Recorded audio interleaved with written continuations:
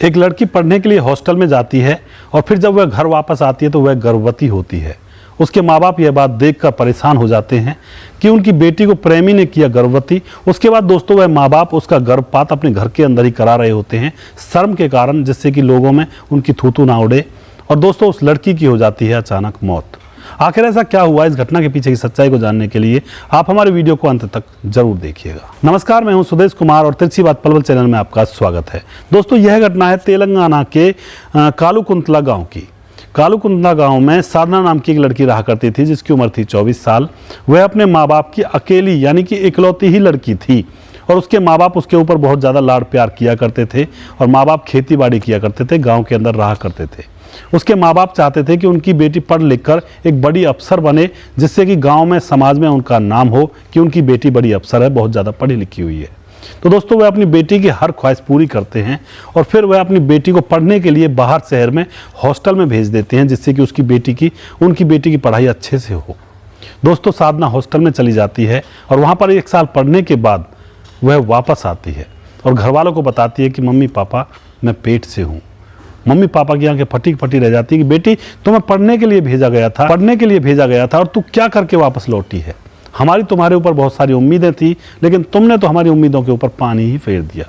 दोस्तों वह लड़की बताती है माँ बाप को कि एक लड़का मेरे साथ पढ़ा करता था और मेरे उससे अच्छे रिलेशनशिप बन जाते हैं, बहुत अच्छा लड़का है मम्मी पापा, और उससे ही मैं गर्भवती हुई हूँ और मैं उसी लड़के से शादी करना चाहती हूँ, तुम उसी लड़के से मेरी शादी करवा दो। तो दोस्तों माँ बाप अपने बच्चों पर लाड़ तो करते ही हैं।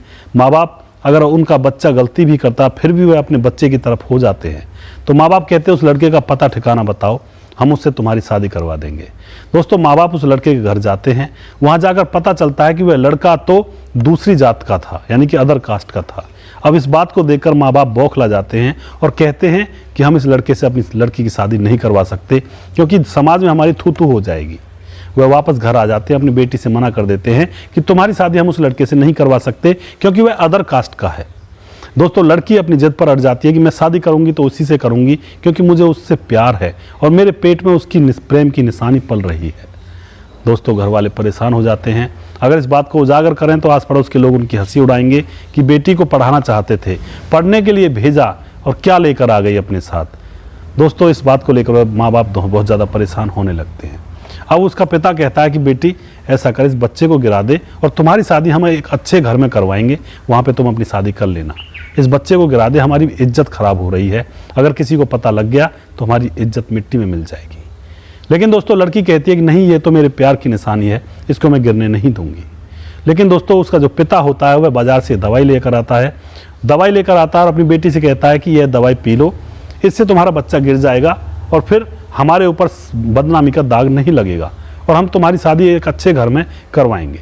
दोस्तों इतनी माफ़ी माँ बाप अपनी बच्ची को दे रहे थे, लेकिन वह बच्ची है कि वह मानती नहीं है। वह कहती है कि मेरे पेट में तो मेरे प्यार की निशानी है, मैं इसको गिरने नहीं दूंगी, चाहे तुम्हारी नाक मिट्टी में मिल जाए।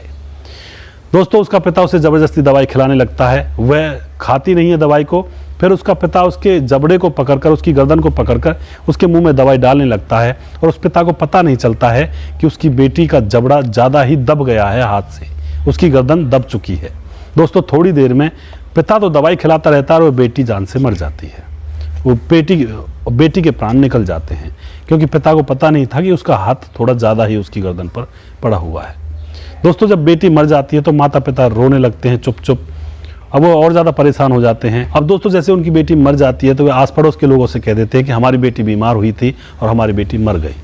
लेकिन दोस्तों आस पड़ोस के लोगों को यह बात भरती नहीं है। वह कहते हैं बेटी तो अभी ठीक ठाक घूम रही थी, बेटी को क्या हुआ।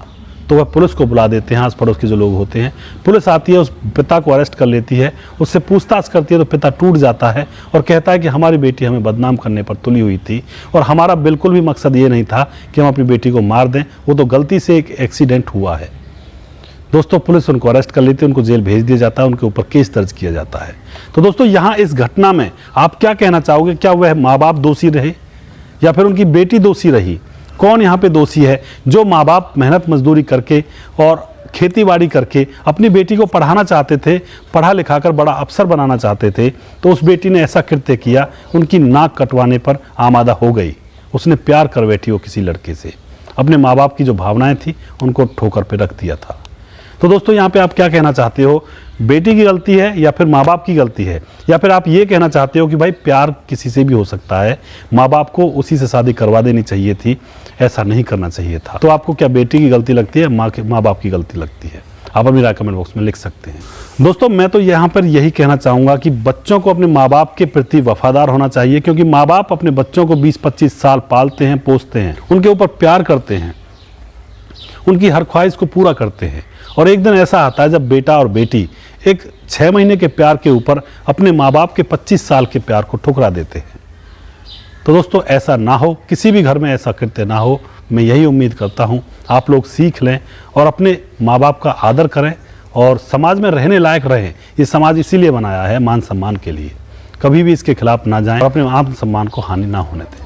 दोस्तों, अगर आपको हमारी वीडियोस अच्छी लगती हैं तो प्लीज़ दोस्तों इनको शेयर ज़रूर कर दिया करें। हम समझेंगे आपने हमें आशीर्वाद दिया है, आप हमें आगे बढ़ाना चाहते हैं और आप हमारा सपोर्ट कर रहे हैं। तो प्लीज़ इसको शेयर ज़रूर कर जाया करें। लास्ट में जाते जाते हम आपके बहुत बहुत आभारी रहेंगे। नेक्स्ट वीडियो में जल्दी फिर से लेकर आऊँगा किसी सच्ची घटना के ऊपर। तब तक आप खुश रहें, सावधान रहें और रिश्तों की अहमियत को समझें। माँ बाप का सम्मान करें, माँ बाप के प्यार के बलिदान को आप व्यर्थ ना जाने दें। जय हिंद, जय भारत।